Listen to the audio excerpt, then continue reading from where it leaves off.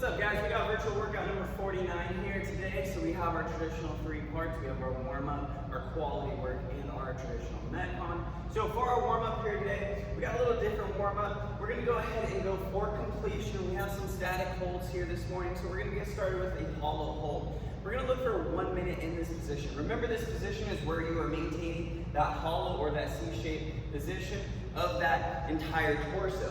So we're going to go ahead and lay on the ground here in a fully extended position. I want you to pull your hands and shoulder blades off the ground, contracting those abdominal muscles, and then pulling those feet off the ground. You're going to maintain this hollow or C-shaped position for 1 minute. After that, we're going to move into 35 bent over rows. Now, this can be done with a plate or your dumbbell, okay? Either way, we're gonna go ahead and maintain that same form. Now, if it's done with a dumbbell and you only have one, we're gonna go ahead and do 35 on each arm. If it's done with a plate, you can go ahead and use that plate with both arms and go ahead and knock out 35. So, important key facts here is those feet are shoulder width, toes point out slightly. Your hips are gonna hinge back. So your butt's gonna shoot back, you're gonna keep that core nice and tight, and you're gonna go ahead and come nice and flat here. You're gonna be nearly parallel to the ground. You're gonna focus on retracting that shoulder blade before you pull that dumbbell to your lower part of your sternum there. So again, retract shoulder blade, pulling that dumbbell to the lower part of your sternum or right below that chest. Now, after that, you're gonna go ahead and get comfy on the wall. So you're gonna go ahead and find some wall space here. You're gonna go ahead and drop parallel to the ground. You wanna keep your shoulder blades pulled back against that wall. And you're gonna go ahead and just sit in this position for, again, 1 minute here. Now, after that, we're gonna go 35 air squats. So feet shoulder width, toes point out slightly. Remember, hips break first, hips move back, then knees bend, knees drive wide, keeping that torso upright as you descend hip crease below that knee. You're gonna go ahead and knock out 35 of those air squats. Next up, we have an option here to do a handstand hold or a plank hold. Again, this is gonna be 1 minute. So if you're going handstand hold, you're gonna find that wall space. You're gonna go ahead and flip to that wall, pressing that ground away from you. You still want to maintain a nice hollow position, so you don't want to arch your back, you don't want to push your butt to the wall, anything like that. Now, if you're not comfortable doing a handstand hold, we're going to do a plank hold. This can be on your hands or your elbows. Same thing applies. You want to maintain that hollow position in that core. You want to press that ground away from you and maintain that nice hollow C-shaped position. Same thing if you're on those elbows. Now, once you complete one time through there, we're gonna move into our completion or our quality work, okay? So we're gonna start with a pause Superman. This is great for working that posterior chain. So laying flat on the ground in that fully extended position, you're gonna go ahead, pull that chest off the ground, pull those legs off the ground as much as you can, hold for 5 seconds, and then drop down. You're gonna go ahead and knock out 3 sets of 10 here with those pause Superman holds. Again, focusing on squeezing everything from low back and even that upper back with those arms all the way down into those hamstrings. Next up, we have a dumbbell floor press. We've done this a few times now, and each time we do it, we talk about tempo, right? So our weights, unfortunately, we have the same size dumbbell that we started with. At this point, this dumbbell floor press should be significantly easier. Because of that, you need to go slower with this rep so that these are actually gaining us more muscle, more strength, more adaptation, okay? So, laying flat on your back here, I like to keep my knees bent, helps keep my low back nice and straight.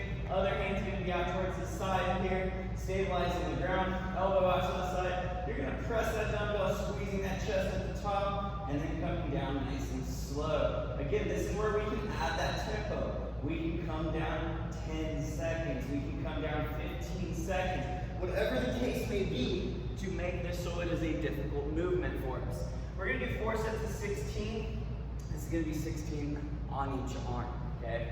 After that, we're gonna go back to that wall sit that we talked about. Remember, shoulder blades pulled back against the wall. Only difference is this time you're gonna go ahead and extend one leg and you're gonna do a single leg wall sit. We're gonna look for 30 seconds per side or per leg, and we're gonna do this 5 times through. Now, once you knock out our quality work, we're gonna get into our main metcon here. So this is for rounds or reps. This is an interval-based metcon. There is a rest break here. So let's talk intensity right off the bat. Anytime you see that there's a rest break, that means we need to be going as hard as we can. Now, Not only that, this is only 4 minutes. This is a 4-minute AMRAP. So for 4 minutes, we should be able to maintain a very spiked heart rate, 95% plus of that maximum heart rate. This should be an all-out effort. There should be no stopping, there should be no resting. It's 4 minutes, guys. You have 2 minutes of rest after that. So we're gonna go ahead and get started with 14 handstand push-ups. So we demonstrated that flip up to the wall. Just with that flip up to the wall, you're gonna come down, touch your head, and extend up. This can be done strict, or this can be done kipping. It doesn't specify. If you're not doing handstand push-ups, we're going hand release push-ups. So maintaining that hollow position, starting here, chest and thigh come down to the ground. You wanna pick those hands up off the ground and press that ground away from you. Again, maintaining that good hollow position. After we knock out those 14 handstand push-ups and hand release push-ups, we're moving into dumbbell front squats, okay? So having this dumbbell in that front rack position, you wanna try to get those elbows up as high as possible. From here, again, like we talked about with that air squat, feet shoulder width, toes pointed out slightly, hips break back first, then knees drive wide, keeping that torso upright as you get that hip crease below that knee. We're gonna go ahead and knock out 8 dumbbell front squats. After that, we're gonna go ahead and do dumbbell box step overs. So you have that same dumbbell, you can hold it in a farmer carry position, you can hold it in that same front rack, goblet, back rack, or side shoulder position. Either one of them count. What we're gonna do is step onto that box and then off of that box, okay? Now, if you don't have a box at home, we can go ahead and use any stable surface that we have. Men, we'd like to see you at 24 inches. Ladies, we'd like to see you at 20 inches. This could be a chair, coffee table, picnic table, bench, whatever the case may be, as long as it's stable and it's gonna support you to step on and off. Now, if you don't have something you can step on and off to, we can go ahead and do 16 dumbbell lunges, okay, in place to replace our dumbbell box step over. So, at the start of each AMRAP, you're gonna go ahead and start fresh at the top with those 14 handstand push-ups. All right, guys, push this workout hard. Let's go ahead and get those scores posted in TRIIB, videos on Facebook, and we're gonna see you guys here in the box in just a few days. We're pretty excited.